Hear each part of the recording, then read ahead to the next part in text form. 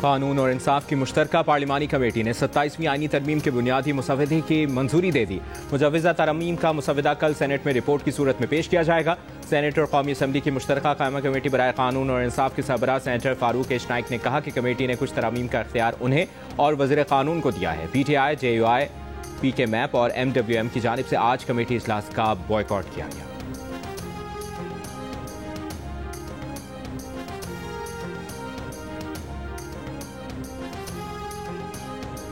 تحریک انصاف 27ویں آئینی ترمیم کی مخالفت کرتی ہے۔ سینیٹر علی ظفر کا سینٹ میں اعلان، کہا سب کچھ استثناء کے لیے کیا جا رہا ہے۔ 27ویں آئینی ترمیم کا سب سے بڑا زہر ٹرانسفر آف ججز ہے۔ حکومت خود ہی آئینی عدالت کے ججز تعینات کرے گی اور خود ہی اپنے حق میں فیصلے لے گی۔ تحریک تحفظ آئین کے چیئرمین محمود اچکزئی کا ملکی تحریک چلانے کا اعلان، کہا آج رات سے تحریک شروع ہو چکی ہے۔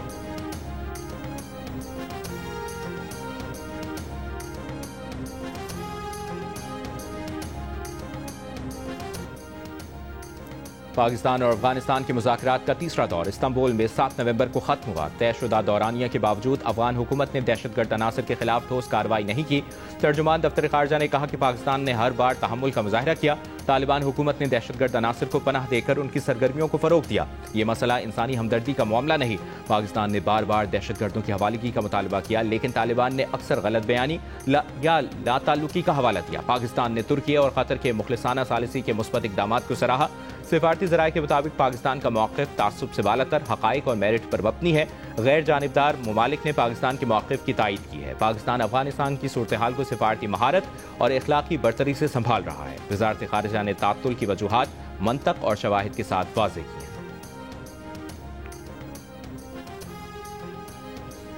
وزیر اعلیٰ کے پی سہیل آفریدی کے خلاف مقدمہ درج۔ ریاستی اداروں کے خلاف بیان پر وزیر اعلیٰ سہیل آفریدی کے خلاف پیک ایکٹ کے تحت مقدمہ درج کیا گیا ہے۔ سائبر کرائم رپورٹنگ سینٹر اسلام آباد میں وزیر اعلیٰ کے پی کے خلاف مقدمہ درج کیا گیا۔ پنجاب میں دفعہ 144 کے نفاذ میں 15 نومبر تک توسیع کر دی گئی۔ نوٹیفیکیشن جاری۔ صوبے میں 3 سے زائد افراد کی عوامی اجتماع پر جمع ہونے پر پابندی ہوگی۔ اسلحے کی نمائش اور لاؤڈ سپیکر کے استعمال پر بھی پابندی۔ نوٹیفیکیشن کے مطابق حکومت پنجاب نے دہشت گردی اور امن عامہ کے خدشات کے پیش نظر احکامات جاری کیے۔ پابندی کا اطلاق شادی کی تقریبات، جنازے اور تدفین پر نہیں ہوگا۔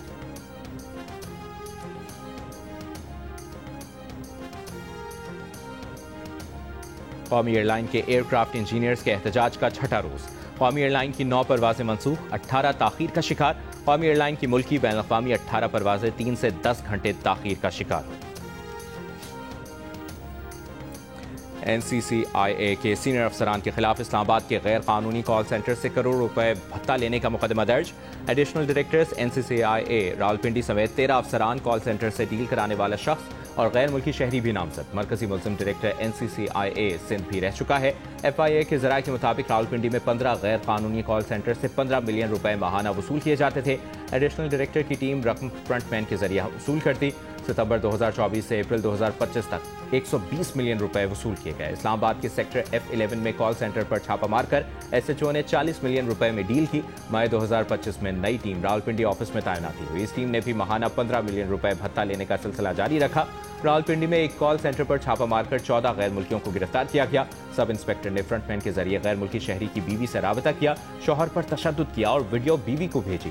خاتون نے شوہر کی بازیابی کے لیے 8 ملین روپے فراہم کیے۔ باقی 13 غیر ملکیوں کی رہائی کے لیے 12 ملین روپے وصول کیے گئے۔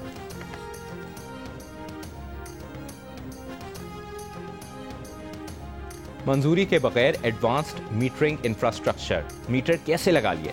نیپرا نے وزارت توانائی اور ڈسکوز کے سربراہان سے جواب طلب کر لیا۔ ذرائع نیپرا کے مطابق بجلی تقسیم کار کمپنیوں نے ریگولیٹر کی لازمی منظوری کے عمل کو نظر انداز کر دیا۔ ڈسکوز نے خود ہی نارمل میٹر کی قیمت 5,000 اور اے ایم آئی میٹر کی قیمت 20,000 روپے مقرر کر دی۔ وزارت توانائی نے بڑے پیمانے پر اے ایم آئی میٹرز کی تنصیب شروع کر دی۔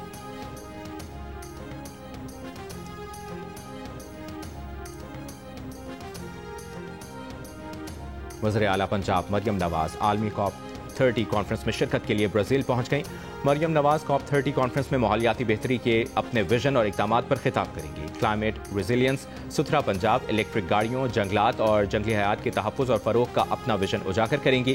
وزیر اعلیٰ پنجاب بین الاقوامی ماحولیاتی اداروں کی قیادت اور ماہرین سے بھی ملاقاتیں کریں گی۔ برازیل میں کاپ 30 کانفرنس 21 نومبر تک جاری رہے گی۔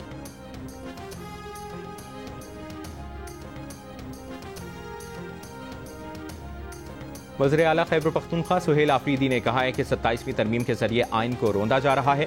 طاقتور لوگوں نے ہمیشہ آئین کو پامال کیا۔ 12 نومبر کو امن و امان کے حوالے سے جرگہ منعقد ہو رہا ہے۔ جرگہ دہشت گردی کے ناسور سے نجات کا ذریعہ بنے گا۔ وزیر اعلیٰ نے BRT پشاور کا دورہ بھی کیا، ٹکٹ لے کر بس میں سفر بھی کیا۔ میڈیا سے گفتگو میں کہا کہ نئے روٹس کا آغاز کر رہے ہیں، جن میں باڑہ کا روٹ بھی شامل ہے۔ 50 نئی بسیں منگوائی گئی ہیں، مزید 50 بسیں منگوانے کا فیصلہ کیا ہے۔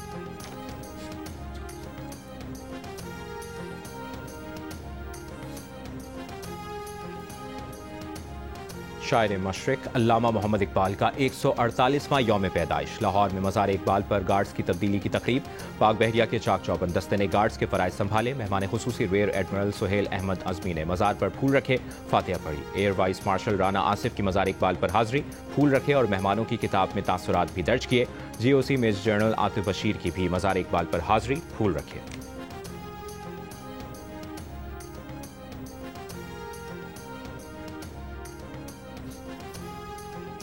ایران کے سفیر رضا امیری مقدم کا پاکستان اور ایران میں یوم اقبال پر عظیم شاعر علامہ محمد اقبال کو خراج عقیدت کہا۔ اقبال اسلام کی روح اور فارسی ادب کی خوشبو سے پہچانے جاتے ہیں۔ ان کی فارسی زبان پر مہارت نے ایران اور پاکستان کو فکری طور پر جوڑا۔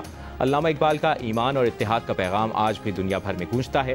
اقبال قوموں کو عزت، خودداری اور اخلاقی قوت کی راہ دکھاتے ہیں۔ انہیں فخر ہے کہ ایران نے آج کا دن یوم اقبال قرار دیا۔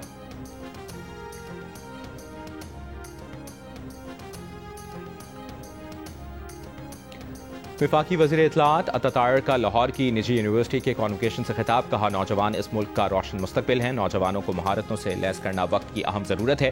پاکستان کے نوجوانوں کے ہنر اور تخلیقی صلاحیتوں کی دنیا معترف ہے۔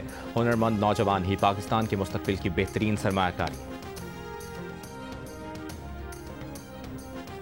امریکی ناظم الامور نیٹلی بیکر کا گولڑا ریلوے اسٹیشن اور ریلوے میوزیم کا دورہ۔ وزیر ریلوے حنیف عباسی نے نیٹلی بیکر کو اسٹیشن اور تاریخی میوزیم کا دورہ کرایا۔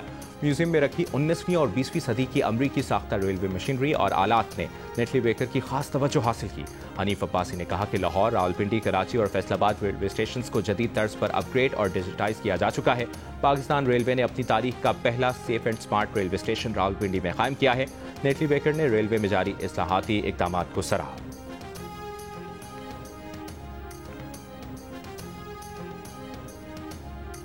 Chairman joint chiefs of staff committee general Sahir Shamshad Mirza کا سعودی عرب کا دورہ۔ سعودی افواج کے chief of general staff general Fayyaz bin Hamid Al Ruwaili سے ملاقات۔ بدلتے عالمی اور علاقائی حالات اور دو طرفہ دفاعی تعاون کے فروغ کے امکانات پر گفتگو۔ عسکری قیادت کا دونوں ممالک کے درمیان برادرانہ تعلقات اور دفاعی شراکت داری مزید مضبوط بنانے کے عزم کا اعادہ۔ جنرل ساحر شمشاد مرزا کو پاک سعودی عرب تعلقات مضبوط بنانے میں نمایاں خدمات کے اعتراف میں اعزاز سے نوازا گیا۔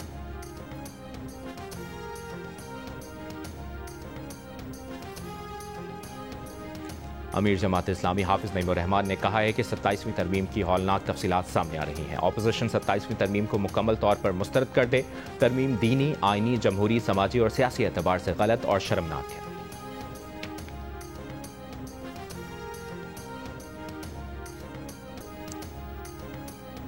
گورنر پنجاب سلیم حیدر کی کراچی میں عبداللہ شاہ غازی کے مزار پر حاضری کے بعد میڈیا سے گفتگو، کہا پیپلز پارٹی کی CEC میں جو فیصلے ہوئے وہ 27ویں ترمیم سے متعلق تھے۔ پیپلز پارٹی وفاق کے ساتھ کھڑی ہے۔ پیپلز پارٹی کا حکومت سے 2-3 شقوں پر اتفاق رائے ہے، باقی بہت ساری شقوں پر اختلاف رائے ہے جس پر بات ہونی ہے۔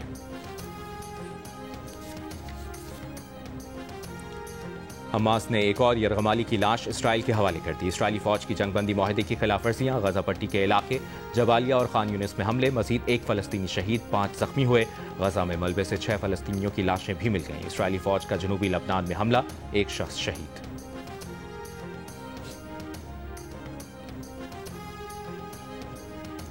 برازیل کی ریاست پرانا میں طوفانی بگولے نے تباہی مچا دی۔ شہری دفاع کے مطابق 6 افراد ہلاک، 750 زخمی ہو گئے، گھروں کی چھتیں اڑ گئیں، بجلی کے کھمبے گر گئے، کئی عمارتوں اور پیٹرول پمپوں کو نقصان پہنچا۔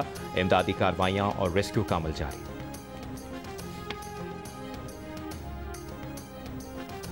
10ویں تھل جیپ ریلی کا رنگا رنگ میلہ اختتام پذیر ہو گیا۔ تجربہ کار ڈرائیور صاحبزادہ سلطان اور نادر مکسی پریپیڈ کیٹیگری جیتنے میں ناکام۔ فیصل شادی خیل نے تمام ریسرز کو پیچھے چھوڑ دیا۔ نادر مکسی دوسرے اور محمد رضا سعید تیسرے نمبر پر رہے۔ خواتین کی پریپیڈ کیٹیگری میں سلما خان نے سب سے کم وقت میں ٹریک مکمل کر کے جیت اپنے نام کی۔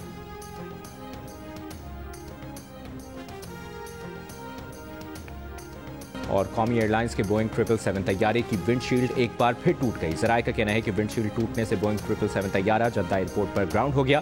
اسی بوئنگ 777 کی ونڈ شیلڈ پہلی بار جمعرات کو 34,000 فٹ کی بلندی پر ٹوٹی تھی.